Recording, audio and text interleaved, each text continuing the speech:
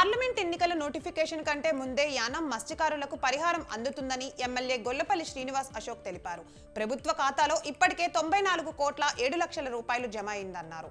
వాటిని సోమవారంలోగా లబ్ధిదారులకు అందేలా చర్యలు చేపట్టినట్లు ఎమ్మెల్యే చెప్పారు. కృష్ణా జిల్లా పామరులో మాజీ ఎమ్మెల్యే డివై దాస్ తన బర్త్డే సందర్భంగా కేక్ కట్ చేసి స్వీట్లు పంచిపెట్టారు. తాను ఎమ్మెల్యేగా పామర్రు ప్రజలకు ఎనలేని సేవలు, అభివృద్ధి పనులు చేసినట్లు దాస్ చెప్పారు. వచ్చే ఎన్నికల్లో రాహుల్ను ప్రధానిని చేస్తామని దాస్ చెప్పారు.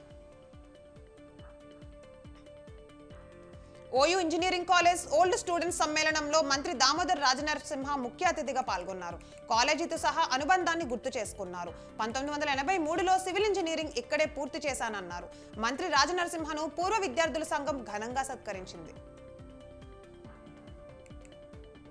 విద్యా వ్యవస్థ నిర్వీర్యం, దేశంలో విద్యా వ్యవస్థ నిర్వీర్యం అవుతోందని all India students Telangana organizing committee ఆవేదన వ్యక్తం చేసింది. విద్యను కుషాయిగూడకరణ చేసేందుకు బీజేపీ యత్నిస్తోందని ఆరోపించింది. ఓయూ ఆర్ట్స్ కాలేజీలో స్టూడెంట్స్ ఆర్గనైజింగ్ కమిటీ కాన్ఫరెన్స్ నిర్వహించింది. గుంటూరు జిల్లాలో కలుషిత నీరు తాగి డయేరియా బారిన పడి చికిత్స పొందుతున్న వారిని పరామర్శించారు మంత్రి రజని.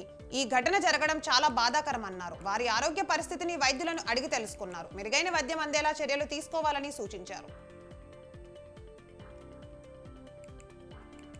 కలుషిత నీటిపై బాధ్యత మంత్రి విడతల రజనీదేనని బీజేపీ నేతలు నిలదీశారు. గతంలోనే తాము మంచినీటి విషయంపై కమిషనర్ దృష్టికి తీసుకువెళ్లామని, అరాచక అసమర్థత ప్రభుత్వాన్ని హెచ్చరిస్తూనే ఉన్నామని ఆ పార్టీ నేత జయప్రకాష్ నారాయణ మండిపడ్డారు.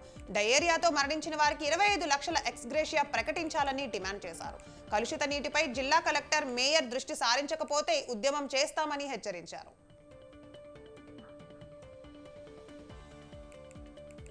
హైదరాబాద్ చెంపాపేటలో Triveni school 36 annual day celebrations ఘనంగా జరిగాయి. విద్యార్థులకు చదువుతో పాటు ఇతర కర్కులం యాక్టివిటీస్ మంచి అవకాశం అందించడంలో చక్కటి నైపుణ్యత పొందుతున్నారని తల్లిదండ్రులు ఆనందం వ్యక్తం చేశారు. ఈ కార్యక్రమంలో గత పూర్వ విద్యార్థులు పాల్గొని 2023-24 అకాడమిక్ విన్నర్స్ కి బహుమతి ప్రదానం చేశారు.